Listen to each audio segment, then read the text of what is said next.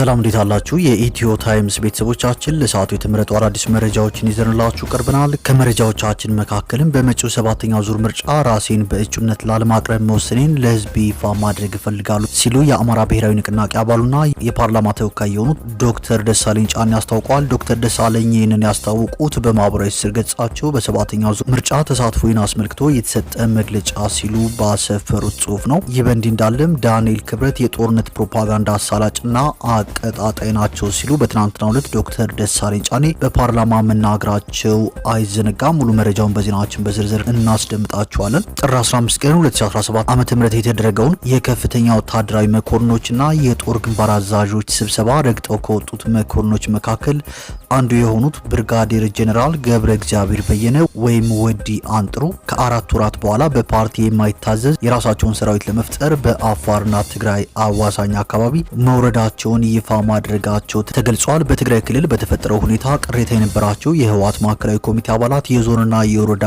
አመራሮች፣ በትግራይ ኃይል ውስጥ በአመራርነት እንዲሁም በተራይ ሰራዊት አባልነት ደረጃ ላይ የነበሩ ወታደሮች እንዲሁም ሌሎችም ወጣቶች ጄኔራሉን በመከተል ከመሰብሰብ ባለፈ በአፋር የሚንቀሳቀሰውና እኚሁ ጄኔራል በበላይነት የሚመሩት ታጣቂ ኃይል አባል ሆነዋል። ይህ ታጣቂ ኃይልም ሀራ መሬት ይባላል። ታጣቂ ኃይሉን በበላይነት የሚመሩት ብርጋዴር ጄኔራል ገብረ እግዚአብሔር በየነ ወይም ወዲ አንጥሩ እንደሆኑ እሳቸውና የቀድሞ የመከላከያ ሰራዊት ጠቅላይ ኤታማዦር ሹም ጄኔራል ጻድቃን ገብረትንሳኤ በተደጋጋሚ ቢናገሩም የጠቅላይ ሚኒስትሩ አማካሪ አቶ ጌታቸው ረዳ የሚመሩትና በርካታ የቀድሞ የህወሓት ማዕከላዊ ኮሚቴ አባላትን ያቀፈው ስምረት ፓርቲ የታጣቂ ኃይሉ ፖለቲካዊ ክንፍ እንደሆነ በተደጋጋሚ ስሙ ይነሳል። አቶ ጌታቸው ረዳ መሆኑ ምክትሎቻቸው ፓርቲው የሚመራው ወታደራዊ ኃይል እንደሌለ በመግለጽ መረጃውንም ውድቅ አድርገውታል። ይህን አስመልክቶ የተሰሙትን መረጃዎች በዜናችን በዝርዝር እንመለከተዋለን። ኢትዮጵያ ወደ ጦርነት ከምን ጊዜውም በላይ ተቃርባለች የሚል አስደንጋጭ መረጃ ተሰምተዋል። በትግራይ ክልል የታየው አዲስ ውጥረት ወደ ሰፊ ቀጠናዊ ግጭት ሊያመራ ይችላል የሚል ስጋት በማሳደሩ ኢትዮጵያ ወደ ሌላ አስከፊ ጦርነት እየተቃረበች መሆኑን ዘ ኢኮኖሚስት መጽሔት በዚህ ሳምንት እትሙ ዘግቧል። በዝርዝር የምንመለከተው ሌላኛው ርዕሰ መረጃችን ነው። አብይ የተከዜን ዘብ ትጥቅ ያስፈቱ የሚል መልእክት መተላለፉ ተሰምቷል። የፌዴራሉ መንግስት ኮሎኔል ደመቀ ዘውዱ የሚያሰለጥኑትን የተከዜ ዘብ ታጣቂን ትጥቅ እንዲያስፈታ ፖለቲከኛው ጠይቀዋል። ፖለቲከኛውም የቀድሞ የህወሓት ከፍተኛ አመራር አቶ ገብሩ አስራት ናቸው። በዝርዝር የምንመለከተው ሌላኛው ርዕሰ መረጃችን ነው። ክቡራትና ክቡራን የኢትዮ ታይምስ ቤተሰቦቻችን እነዚህንና ሌሎች ለሰዓቱ የተመረጡ አዳዲስ መረጃዎችን ይዘንላችሁ ቀርበናል። ዝርዝር መረጃችንን ለማድመጥ ቻናላችንን ሰብስክራይብ በማድረግ የደውል ምልክቷን በመጫንና መረጃውም ብዙዎች እንዲዳረስ ላይክ በማድረግ እስከ መጨረሻው አብራችሁን ቆዩ።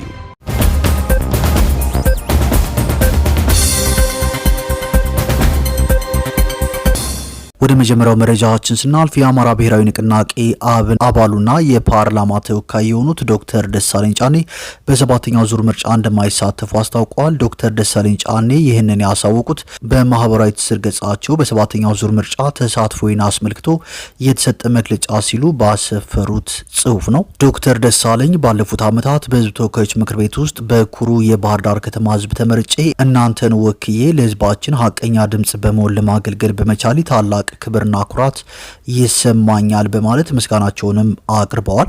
በ7ኛው ዙር አገር አቀፍ ጠቅላላ ምርጫ ተሳትፏቸውን በሚመለከት ስለመሳተፍና ለመሳተፋቸው በተለያዩ አካላት በተደጋጋሚ ጥያቄ ሲቀርብላቸው መቆየቱንም ገልጸዋል። በተጨማሪም አንዳንድ ፓርቲዎችም ባህር ዳርም ሆነ አዲስ አበባ በፈለኩበት ቦታ በእጩነት እንዲቀርብ እድሉን ሰጥተው ነበር ያሉ ሲሆን በግልም የመወዳደር አማራጭ በጥልቀት አስቤበታለሁ ብለዋል። ነገር ግን በመጪው 7ኛው ዙር ምርጫ ራሴን በእጩነት ላለማቅረብ መወሰኔን ለህዝብ ይፋ ማድረግ እፈልጋለሁ ሲሉም ውሳኔያቸውን አሳውቀዋል። ለዚህ ውሳኔ ያበቃኝ ዋነኛው ምክንያትም በአሁኑ ወቅት በሀገራችን ካለው ተጨባጭ ነባራዊ ሁኔታ ጋር የተያያዘ ነው ብለዋል።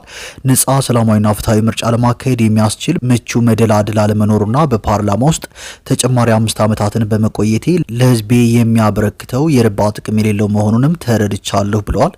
ስለዚህ የ6ኛው ዙር ፓርላማ እስኪጠናቀቅ ድረስ ባሉት ጥቂት ወራት የኢትዮጵያ ህዝብ እንደራሴነት ስራዬን ቀጥዬ ሰኔ መጨረሻ ላይ የዚህ የዚህን ዙር የአገልግሎት ዘመኔን የማጠናቀቅ ሲሆን ወደፊት ሀገሬንና ህዝቤን እንዴት ለማገልገል እንደምፈልግም የማሳውቅ ይሆናል ሲሉ ዶክተር ደሳለኝ ጫኔ መልእክታቸውን አስተላልፈዋል። በማስከተልም እስካሁኑ ሰዓት ድረስ በጽናት አብራችሁኝ ለቆማችሁ ቤተሰቦቼ፣ ጓደኞቼ፣ ውድ የባህር ዳር ከተማ ነዋሪዎች፣ ለአማራ ህዝብና ለመላው ኢትዮጵያውያን ወገኖቼ ምስጋና የላቀ ነው በማለትም መልእክታቸውን አስተላልፈዋል። በተያያዘ መረጃም በትናንትናው ዕለት በፓርላማ ዳንኤል ክብረት የጦርነት ፕሮፓጋንዳ አሳላጭና አቀጣጣይ ናቸው ሲሉ ዶክተር ደሳለኝ ጫኔ ተናግረዋል።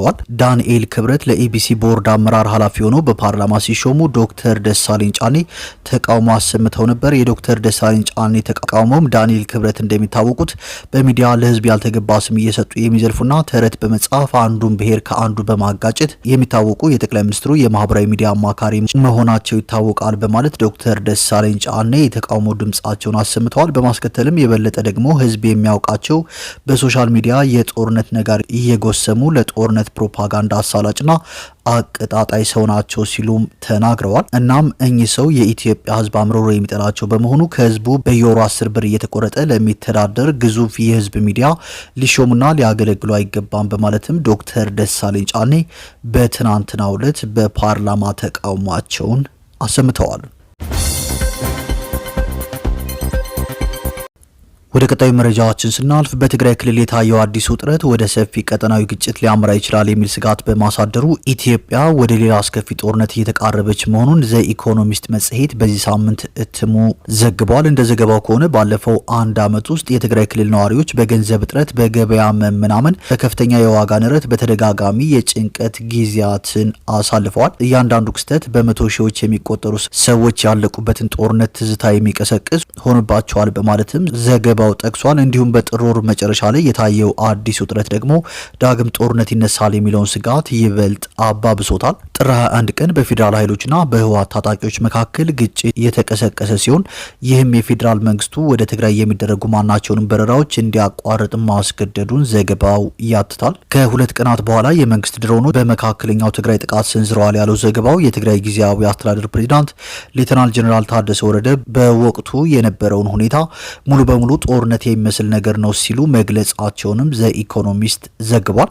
ዘኢኮኖሚስት ከቀናት በኋላ አፋጣኝ ውጥረቱ የረገበ ይመስላል ያለ ሲሆን ሌተናል ጄኔራል ታደሰ ወረደ በእሳቸው አስተዳደር ስር ያሉ ኃይሎች ቀደም ብለው ከገቡባቸው አንዳንድ አካባቢዎች መውጣታቸውን ገልጸው አለመግባባቶች በውይይት ሊፈቱ እንደሚችሉ መግለጻቸውንም ጠቅሷል። ወደ ትግራይ የሚደረጉ በረራዎችም ጥር 26 ቀን በመጀመራቸው ዳግም ወደ ሙሉ ጦርነት ሊገባ ይችላል የሚለውን ስጋት ለጊዜው ማስቀረቱን ዘገባው አመልክቷል።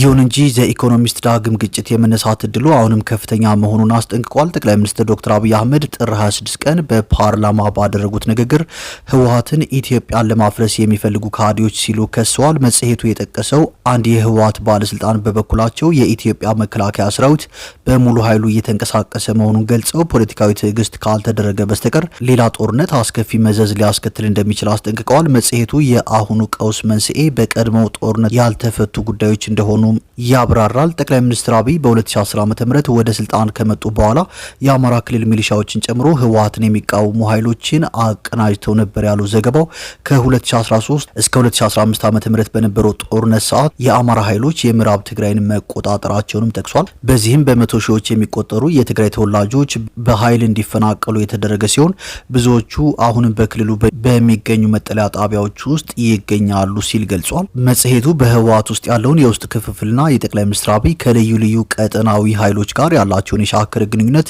እንደ ምክንያት በመጥቀስ አዲስ ጦርነት መፈጠሩ የማይቀር እንዳልሆነም አመልክቷል። ይሁን እንጂ የኢትዮጵያ ቀውስ ከሱዳኑ ጦርነትና ከሰፊው የቀጠናው ባላንጣነት ጋር በእጅጉ የተሳሰረ መሆኑን አስጠንቅቋል። ሰላምን ለማስጠበቅ አስቸኳይ ጥረት ካልተደረገ በስተቀር በትግራይ ዳግም የሚቀሰቀስ ግጭት በፍጥነት ወደ ቀጠናዊ ጥፋት ሊያምራ እንደሚችልም ገልጿል።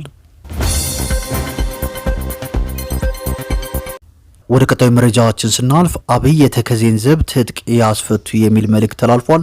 የፌዴራሉ መንግስት ኮሎኔል ደመቀ ዘውዱ የሚያሰለጥኑትን የተከዜ ዘብ ታጣቂን ትጥቅ እንዲያስፈታ ፖለቲከኛው ጠይቀዋል። የቀድሞው የህወሓት ከፍተኛ አመራር አቶ ገብሩ አስራት ሰሞናዊ ሁኔታን በተመለከተ ጠንካራ አስተያየት ሰጥተዋል። ፖለቲከኛው የተከዜ ዘብ ትጥቅ መፍታት አለበት ሲሉ አስጠንቅቀው ህወሓት ወልቃይትን ቢቆጣጠር ምን ሊፈጠር እንደሚችል ግምታቸውንም አስቀምጠዋል።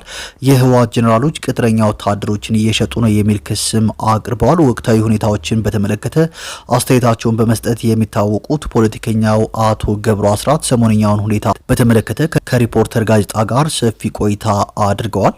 በቆይታቸውም ስለ ተከዜ ዘብ አሁናዊ ሁኔታ፣ ስለ ወልቃይት ህወሓት እያደረገ ስላለው የጦርነት እንቅስቃሴ ሰፊ ሀሳቦችን አጋርተዋል። የፕሪቶሪያን ስምምነት ህወሓት ከልቡ አልተቀበለውም ሲሉ የሚወነጅሉት አቶ ገብሩ ህወሓት የፕሪቶሪያ ስምምነት ጊዜ መግዣና ለጦርነት ዝግጅት ፈለገው እንጂ የሰላም ስምምነቱ ስራ ላይ እንዲውል አልፈለጉም። ላለፉት 2 ዓመታት ይህንን ስምምነት ሲያደናቅፉት ቆይተዋል በማለትም ከሰዋል። ቀጥለውም የፕሪቶሪያ ስምምነቱ በሁለቱም ወገን አልተተገበረም፣ በይበልጥ ግን ህወሓቶች ከስምምነቱ ውጪ ከሻዕቢያ ጋር ግንኙነት በመፍጠር የፕሪቶሪያውን ውል አፍርሰውታል ብለዋል። የህወሓት ኃይል ትጥቅ አለመፍታቱና ከጦርነቱ በኋላ ከባድ መሳሪያዎችን ቀብሮ መደበቁ በሁለቱ ኃይሎች መካከል መተማመን እንደሌለ አመላካች እንደሆነም ለአብነት አንስተዋል። የህወሓት ኃይል ከፋኖና ሻዕቢያ ጋር አብረው እየሰሩ ነው ሲሉ በመቀጠልም ውስጥ ካሉ ኃይሎች ባለፈ ከውጭ ኃይሎችም ጋር ትስስር ፈጥረዋል በማለት ከሱዳን ጋር ግንኙነት መፍጠራቸውን አንስተዋል።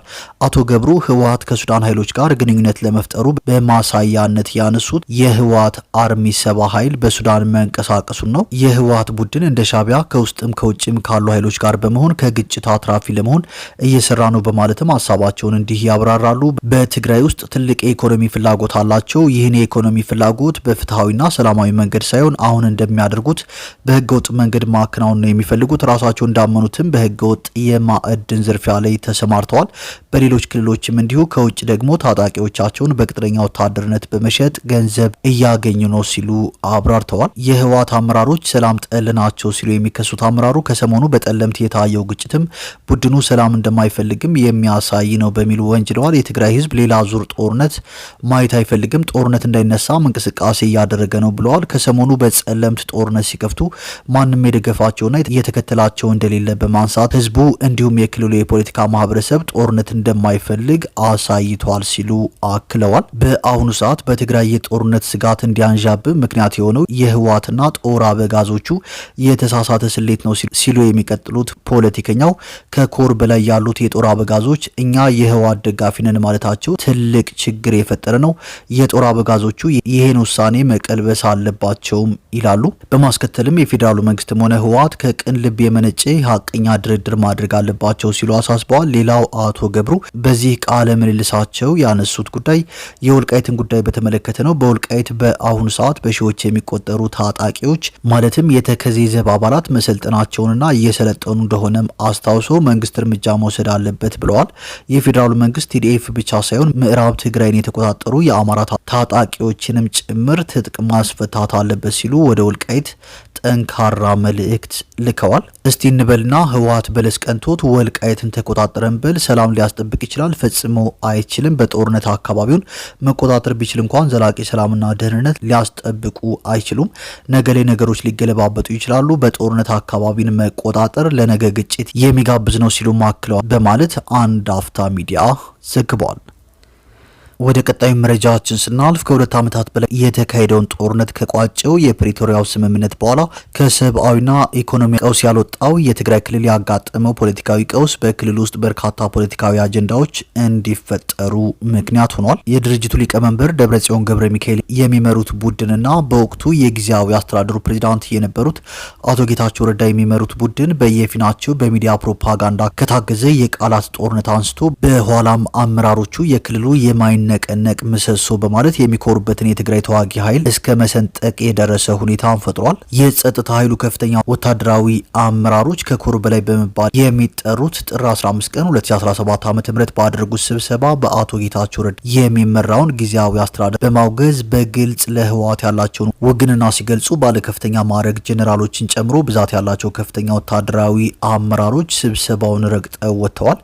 ይህንንም ተከትሎ ህወሓትን የሚደግፉት የሰራዊቱ አመራሮች ጄኔራል ገብረ እግዚአብሔር በየነን ጨምሮ ሌሎች መኮንኖችን ማገዳቸውም ይታወሳል። ብርጋዴር ጄኔራል ገብረ እግዚአብሔር በየነ ወይም ወዲ አንጥሩ ጥር 15 ቀን 2017 ዓ.ም የተደረገውን የከፍተኛ ወታደራዊ መኮንኖችና የጦር ግንባር አዛዦች ስብሰባ ረግጠው ከወጡት መኮንኖች መካከል አንዱ ናቸው። ከአራት ወራት በኋላ ግን በፓርቲ የማይታዘዝ የራሳቸውን ሰራዊት ለመፍጠር በአፋርና ትግራይ አዋሳኝ አካባቢ መውረዳቸውን ይፋ አድርገዋል። በክልሉ በተፈጠረው ሁኔታ ቅሬታ የነበራቸው የህወሓት ማዕከላዊ ኮሚቴ አባላት፣ የዞንና የወረዳ አመራሮች በትግራይ ኃይል ውስጥ በአመራርነት እንዲሁም በተራ የሰብአዊ አባልነት ደረጃ ላይ የነበሩ ወታደሮች እንዲሁም ሌሎችም ወጣቶች ጄኔራሉ በመከተል ከመሰብሰብ ባለፈ በአፋር የሚንቀሳቀሰውና እኚሁ ጄኔራል በበላይነት የሚመሩት ታጣቂ ኃይል አባል ሆነዋል። ታጣቂ ኃይሉን በበላይነት የሚመሩት ብርጋዴር ጄኔራል ገብረ እግዚአብሔር በየነ ወይም ወዲ አንጥሩ እንደሆኑ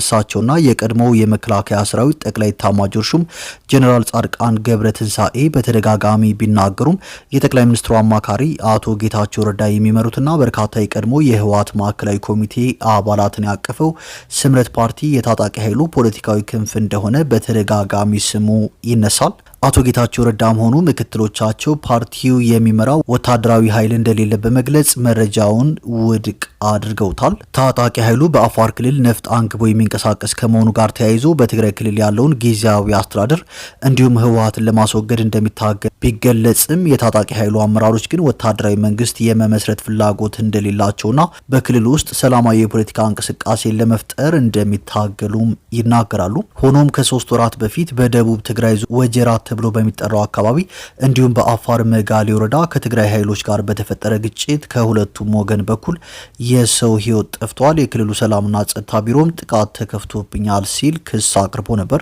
የትግራይ ክልል ጊዜያዊ አስተዳደርና ህወሓት ይሄው በአፋር የሚንቀሳቀሰው ታጣቂ ኃይል ጌታቸው ረዳ በሚመሩት ስምረት ፓርቲ እንደሚመራና የፌዴራል መንግስት በገንዘብና በጦር መሳሪያ ድጋፍ እንደሚያደርግለት በተደጋጋሚ ሲገልጹ ቆይተዋል። የፌዴራሉ መንግስት የትግራይ ተወላጆችን እርስ በርስ ለማጋጨት በማሰብ ታጣቂ ኃይሉን እየደገፈ መሆኑን እናውቃለን። አሁንም በራችን ለሰላም ክፍት ነው፣ ወደ ትግራይ ተመለሱ የሚሉ ጥሪዎችንም ሲያስተላልፉ ቆይተዋል። ሆኖም ታጣቂ ኃይሉ የፌዴራሉ መንግስት የሚያደርግለት አንዳችም ድጋፍ እንደሌለ በመግለጽ በክልል ውስጥ ሁሉን ያማከለ ፖለቲካዊ ተሳትፎ እስከሚፈጠር ድረስ ትግሉን እንደሚቀጥል ይናገራል። በአንዳንዶች ታጣቂ ኃይሉ በፌዴራል መንግስት ይደገፋል የሚል መደምደሚያ የተደረሰው ታጣቂ ቡድን ነፍጥ አንግቦ በጎረቤት ክልል አፋር ያለ ችግር መንቀሳቀሱ እንደሆነ የሚገልጹት የክልሉ አመራሮች ለሰላማዊ ዜጎች ስጋት የሚሆንን ታጣቂ ኃይል ከለላ መስጠት ብዙ ትርጉም አለው ሲሉም ይደመጣሉ። ስምረት ፓርቲ ከጀርባ የታጣቂ ቡድኑን ይመራል የሚል የበረታ አስተያየት ይቀርብበታል። ዋዜማ አነጋገርኳቸው ያላቸው የቀድሞው የደቡብ ትግራይ ዞን ዋና አስተዳዳሪ አቶ ሀብቱ ኪሮስ በአሁኑ ሰዓት የፓርቲው ምክትል ፕሬዚዳንት ናቸው። የስምረት ፓርቲ ምክትል ሊቀመንበር የሀራ መሬት ታጣቂዎችን አደራጅታችሁ ድጋፍ ታደርጋላችሁ ይባላል። የእርስዎ አስተያየት ምንድነው የሚል ጥያቄም ቀርቦላቸዋል። አሁን በጥሩ ቁመና ላይ እንገኛለን። በአሁኑ ሰዓትም የፌዴራል መንግስት የሚያደርግልን አንዳችም ድጋፍ የለም። ድጋፍ የሚያደርጉልን በሀገር ውስጥና በውጭ ያሉ የትግሉ ደጋፊዎች ናቸው። እስካሁንም ወደ 3 ሚሊዮን ብር ገደማ ድጋፍ አድርገውልናል ብለዋል። እኛ ያሉት ስምረት ፓርቲም የትጥቅ ትግሉ አካል ነው እንደማለት ይሆን በሚል ለቀረበላቸው ጥያቄ ሲመልሱም የትግሉን ዓላማ እንደግፋለን እንጂ ፓርቲያችን የሚመራው ሰራዊት የለም የሚል ምላሽም ሰጥተዋል።